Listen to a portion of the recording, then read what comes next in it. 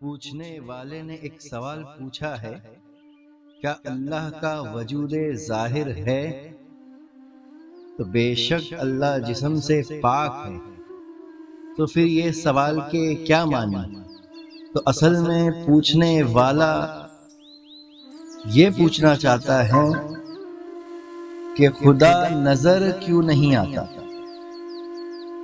تو آئیے ہم لغت کی طرف روشنی ڈالتے ہیں کہ لغت میں وجود کے معنی کیا ہوتے ہیں۔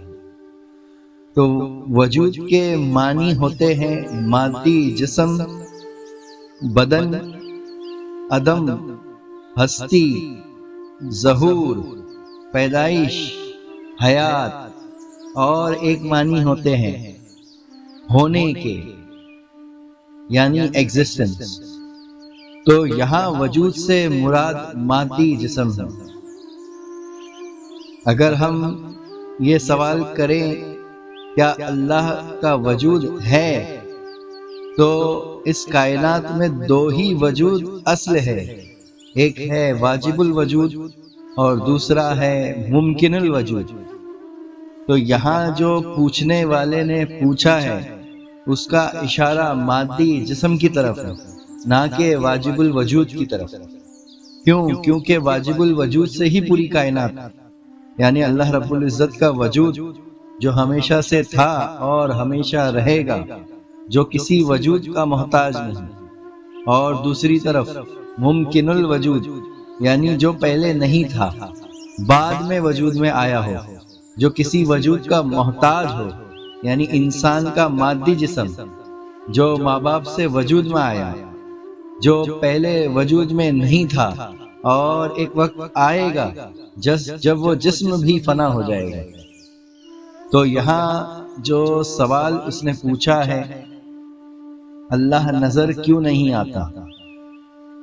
تو اللہ وجود یعنی جسم سے پاک ہے۔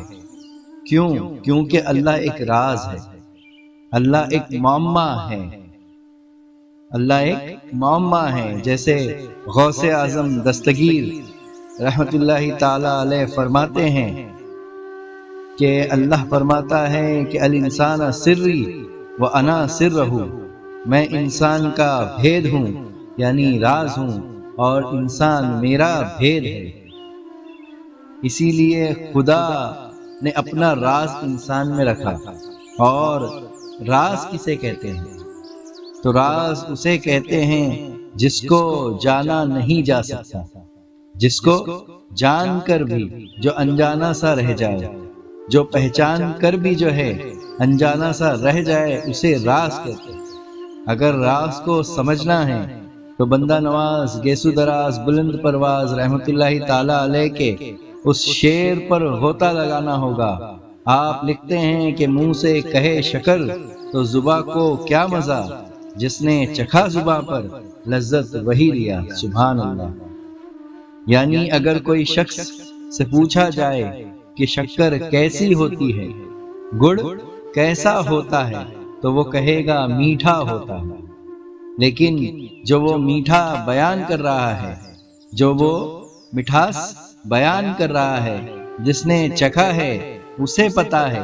لیکن اگر میں اسے کہوں کہ لفظوں میں اس مٹھاس کو بیان کیجئے، تو وہ لفظوں میں اس مٹھاس کو بیان نہیں کر سکتا کہ شکر کیسی ہوتی ہے اور گڑ کیسا ہوتا ہے۔ اور یہاں تک کہ وہ اس کے فرق کو بھی جو ہے بتا نہیں سکتا کہ شکر کی مٹھاس میں اور گڑ کی مٹھاس میں کیا فرق ہے۔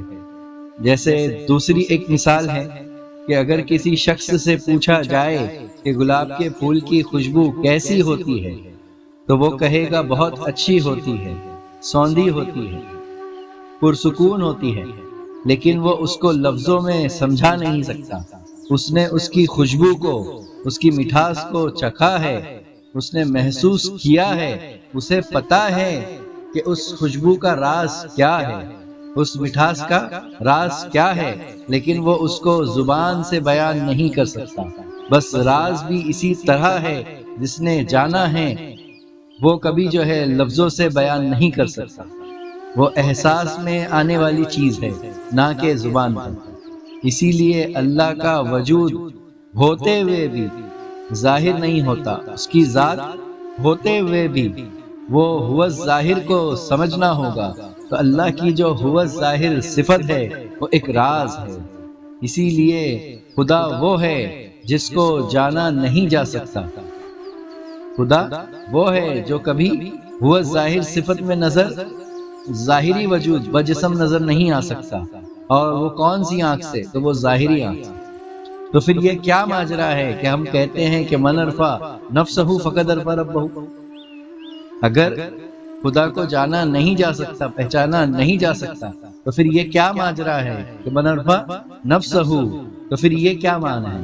تو صاحب فکر کے لیے ایک نقطہ دے رہا ہوں کہ خدا کو خدا کے سوا کامل و اکمل کوئی نہیں جان سکتا، کوئی نہیں پہچان سکتا۔ بس یہ نقطہ جو ہے صاحب فکر کے لیے ہے، اس میں غوطہ زن ہو کے بس اس راز کو پا لینا ہے کہ خدا کا اصل وجود کیا ہے۔ تو اس میں ہی جو ہے واجب الوجود کی بھی حقیقت پوشیدہ ہے اور ممکن الوجود کی بھی حقیقت پوشیدہ ہے۔ آخر وہ دعوانا الحمدللہ رب العالمین۔